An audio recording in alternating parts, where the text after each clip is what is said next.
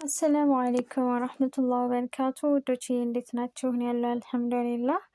ኢፍሮሃ ክፍል 12 ይዤ መጥቻለሁ። እንዲሁም ደግሞ ላይክ፣ ሰብስክራይብ፣ ኮሜንት እየሰጣችሁ ስለምታበረታቱኝ አስተያየታችሁን ስለምሰጡኝ በጣም አመሰግናለሁ። ኢፍሮሃ ክፍል 12 አድናን ጉብኝቱን ቀጥሏል። ከሁሉም በላይ ልቡን የሰበረ ነገር ተመለከተ። ወር የማይሞላት ሕፃን ሰውነቷ በሙሉ በተለያዩ መድኃኒት ማስተላለፊያ ቱቦዎች ተከቧል። እናት አጠገቧ ቁጭ ብላ አይኗን ታያለች። አድናን ይህንን ነገር ባየ ጊዜ ከልቡ አለቀሰ። በለቅሶው መሃልም ጌታዬ ሆይ አንተ ለእኛ የምታደርገው ሁሉ ጥሩ ነው። የእኛ ምርጫ ግን ወይ ትክክል አሊያም ጎጂ ሊሆን ይችላል እና አላህዬ ይችን ሕፃን ፈርጃት፣ አፊ አርጋት፣ ያ ረብ እውነት የተስፋ መጨረሻ አሳይኝ፣ አሚን ብሎ መንገዱን ቀጠለ። አለፍ ብሎ ብዙም ሳይርቅ በሰዎች የተከበበ ክፍል ተመለከተ። ግርግር ስለነበረ ለማየት ጎራ አለ። አንዲት የ13 ዓመት ሴት ልጅ ራሷን አጥፍታ ነው። ያአላህ ምን ጉድ ነው! እስኪ አሁን ይቺ መች ኑሮን አውቃ መች አላህን ተገዝታ ነው ራሷን ለማጥፋት የተነሳችው? አባት ይናገራል። ልጄ እባክሽ አለች፣ አልሞተችም። በሉኝ ልጄ እንዴት በምን ሰዓት በዚችው ደቂቃ ውስጥ ለምን አረግሽው? ለምን የኔ ልጅ ለምን? የአባት ለቅሶ ልብ ይሰብራል፣ አንጀት ይበላል። ያማል አይደል? ጁኔድ በአሲያ ስራ በጣም ተበሳጨ። ይቅርታ ሀስና ፈርሃን፣ አሲያ ብትወጣልኝ ልጄ ለምን ኦሚ አንቺን አምኜ ነው እህቴን ጥያት የሄድኩት። አንቺ ግን አማና በላሽ። በቃ ብዙ አታስወሩኝ፣ ውጡልኝ ጮኸባት። ፈርሃንም ምንም ለማለት ግራ ስለገባው እና ጁኔድ መጥፎ ስሜት ላይ መሆኑን ስለተረዳ እናቱን ይዟት ወጣ። ምን ልሳን ባይኖረኝ እኔ ቢዳመጥ ለሁሉ ደርሶ ፊዳ መሆኑ ክብሬ ነው። በፍቅር መሞት ስለ ረሱል የሀስና ስልክ ጥሪ ነው። ባባ ወዬ ባባ፣ አሰላሙ አሌይኩም። ወአሌይኩም ሰላም። የኔ ልጅ ደህና ነሽ? አልሐምዱሊላህ ባባዬ ደህና ነኝ ማሻአላህ። ልጄ ደግሞ እናትሽ ትንሽ ያማታል። እስኪ ትምህርት ካላስቸገረች ናፈቅሽ ብላኝ ነው። እሺ አባቴ ይመጣለሁ። በቃ አታስብ እሺ ልጄ፣ ደህና አምሺ። ሌሊት አካባቢ የሃናን ዶክተር ዛሬ አሁን መሄድ አለባት፣ ብሩን አገኘሁ አለው። አዎ ዶክተር አግኝቻለሁ። እሺ በቃ ወደ አድናን ዙሮ ይኸውልህ ሃናን ለሕክምና ሌላ ሀገር ልትሄድ ነው። እኔ ደግሞ ከእሷ ጋር መሄድ አለብኝ። አንተ እስከዛ እነ ፈርሃን ጋር ሁን። እምቢ እዛ አልሆንም፣ ማሂር ጋር እሆናለሁ። እሺ በቃ እወድሃለሁ እሺ ብሎ ግንባሩን ስማው።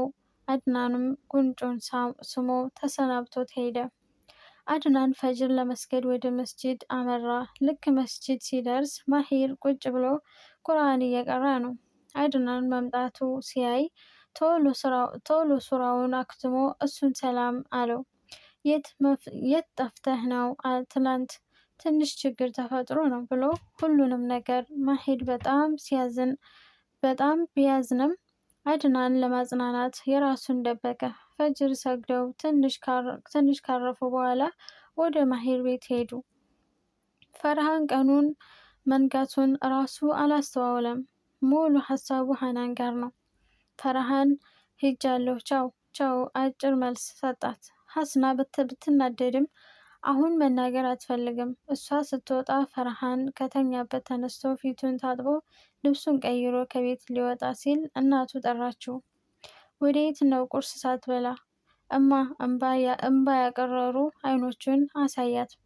እማ የኔ ቁርስ፣ የኔ ሰላም፣ የኔ መኖር፣ የኔ ደስታ ሃናን ከሆነች ሰንብቷል።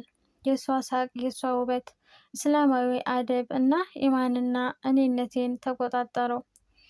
እምባው በጉንጮቹ ላይ ተንከባለለ። ከዚህ በላይ መቆም አልቻለም። ደረጃውን በሩጫ ወረደ። መኪናው ውስጥ ገብቶ ማልቀስ ጀመረ። የቻለውን ያክል አልቅሶ መኪናውን አስነሳው። ማሄር ወይ አድኖ እናት የት ነው የምትኖረው? ሁሌ ስመጣ እኮ የለችም። አንገቱን ደፋ። ኡፍ! በረጅሙ ተነፈሰ። የትልቅ ሰው ስቃይ ህፃናት ጋርም አለ። አዎ አለ። አንዳንዴ እነሱም ይደክማሉ። እኔ እኮ ቤተሰብ የለኝም። አድኖ ማለት? አድናን በድንጋጤ ጠየቀው። አድናንና እኔ ራሴን ያወቅኩት ጎዳና ተዳዳሪ ሁኜ ነው። ምግብ ለማግኘት ብዙ ነገር አሰራ ነበር። በቃ አንድ ቀን እዚህ ቤት ለቅሶ እንዳለ ሳውቅ ሁሌ ፍለጋ መጣሁ። በዛው ስራ አዘዙኝ። የለቅሶ ሳምንት ሙሉውን እዚሁ ስሰራ ከረምኩ። ልሄድ ስል አባባ አየኝና ስለ እኔ ሲጠይቀኝ ጎዳና ተዳዳሪ እንደሆንኩ ነገርኩት። በቃ እንዳልሄድና እሱ ጋር እንድኖር ለመነኝ። እኔም እሺ አልኩኝ። መኖር እና የልጆች እናት ሞታ ነው። አዎ አላህ የጀነት ያርጋቸው፣ አሚን። ለካ የሳቀ ሁሉ ደስተኛ አይደለም። ሁሉም የራሱ ህመም፣ ስቃይ፣ መከራ አለው። በቃ ህይወት እንዲህ ነች። መራር፣ ዘግናኝ፣ አስጠሊታ፣ ብቻ መኖር ግድ ነው። ፈርሃ መኪናውን በፍጥነት እየነዳው ነው። ከሆስፒታል በር ላይ ሲደርስ አቆመ። ወደ ውስጥ ገባ። የሀናን ክፍል ባዶ ነበር። ዶክተር፣ አቤት። የትናንቷ ታካሚስ? ሪፈር ተደርጋ ነበር። ሌሊት ነው የሄደችው። አብሯት የነበሩት ልጆችስ? ትልቁ አብሯት ሂዷል። ትንሹ ግን ፈጅር አዛን ሲሰማ ነው ከዚህ የወጣው። እሺ ዶክተር፣ ግን መች ነው የምትመለሰው? ነገ ሌሊት ይመለሳሉ። እሺ አመሰግናለሁ። አይ ምንም አይደል። ፈርሃን የዶክተሩን ንግግር ከሰማ በኋላ ተመልሶ ወደ መኪናው አመራ። ሀስና ቤት ደርሳለች። እናትና አባቷን ለማስደሰት አስባ ሹፌሩን ውጭ እንደቆም ነገረው። እሷ በጓሮ በር ገባች። ሳሎን መሆናቸውን ሰራተኛዋ ስለነገረቻት ቀስ ብላ ወደ ሳሎን መራመድ ጀመረች። በመሀል ግን አንድ ነገር አስደንግጧት አስቆማት። ጀሚላ፣ ምን ሆንሽ? አሁን እኮ አድጋለች። ከዚህ በላይ እውነቱን ደብቀናት መሰቃየት አይሻልም እኮ? ከድር እባክህ ልጅን እንዳላጣት። ጀሚላ አብሽሪ፣ ከአሁን በኋላ ጥላን አትሄድም። እሺ፣ ግን የቤተሰቦቿንም ሞት ስትሰማ ምን ትል ይሆን? እኔ እንጃ። ሀስና ከዚህ በኋላ መታገስ አልቻለችም። ባባ ሰለማን እያወራችው ነው። ጥያቄ ነበር። የኔ ልጅ መጣሽ እንዴ? አሁን ስለሱ ተውና ስለማን እያወራችው ነው? ይሄውልሽ ልጄ፣ ምን መሰለሽ? ባባ አፈጠጠችው። ልጄ፣ ምን ብዬ ከየት ልጀምርልሽ? ይኸውልሽ፣ እኔና እናትሽ ከተጋባን በኋላ ልጅ ማግኘት አልቻልንም። ማደጎ ለመውሰድ ደግሞ አቅም አልነበረኝም። በቃ በጣም ተከፋን። ባደረግነው ምርመራ ልጅ ማግኘት የማልችለው እኔ መሆኑን ካወቅኩ ጀምሮ እንቅልፌ ጠፋ። አንድ ቀን መንገድ እያለፍኩኝ 2 መንታ ልጆች ውጭ ሲጫወቱ አየሁ። ሁለቱም ያምራሉ። አላህ ለእኔ አንድ አልሰጠኝም። ሌላ ሰው ግን መንታ አለው ብዬ አንዷን ወስጄ መጣሁ። ድንገት መስረቄን ሰዎች ያውቁብኛል ብዬ ስላሰብኩ ወደ ገጠር ገባን። እዛ ሁነን አንቺን የወሰድኩባቸው ሰዎች ያሉበትን ሁኔታ ለማወቅ አመላልስ ነበር። እነሱም ለ1 ዓመት አፋልጉኝ እያሉ እያለቀሱ ነበር። እንደምንም ራሴን አጠንክሬ አንቺን ማሳደግ ጀመርኩ። አደግሽ። 7 ዓመትሽ አካባቢ አባትሽ ወደ አኬራ መሄዱን አወቅኩ። በጣም አዘንኩ። ልጄ ውሰጅበት። ኦፍ! ብቻ ልጁን ወስጀበት። ብቻ እናትሽ ነፍሰ ጡር ነበረች መሰለኝ። ብዙም ሳትቆይ ወለደች። ከዛ እሷም ሳትቆይ አባትሽ በሞተበት በ3ኛው ዓመት እሷም አረፈች። እናትሽ ከሞተች በኋላ እህትሽና ትንሹ ወንድምሽ ነበሩ፣ ግን ከጊዜ ቆይታ በኋላ ጠፉ። ጭራሽ የሉም። እስከዛሬ በመፈለግ ላይ ነኝ ማለት ባባ ምንድን ነው የምትለው? እኔ ልጅ አይደለሁም ነው? ጥያቄ አዎ አልወለድኩሽም፣ ግን ለእኔ ህይወቴ ነሽ።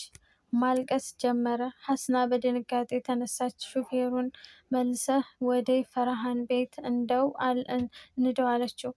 እናት እና አባቷ እየጮሁ ይጠሯት ነበር። ፈርሃን አልጋውን ላይ ጋደም ብሎ ሀናን እያሰበ ነው። በድንገት በሩ ተበረገደ። ሀስና ነበረች። እንዴ አልሄድሽም እንዴ? ከማልቀስ ውጭ ምንም አትመልስም። ሀሱ ፈርሃን ወይዬ ምን ሆነሽ ነው? ዝም ብላ ታለቅሳለች። ሀሱ ተረጋጊ ሀና ንገሪኝ ብሎ ውሃ አቀበላት። እሺ ብላ መሬቱ ላይ ተመቻችታ ተቀመጠች። የተፈጠሩን አንድ በአንድ ነገረችው። ፈርሃን ፈዞ ቀረ። ዛሬ አጭር ነው፣ ይቅርታ በጣም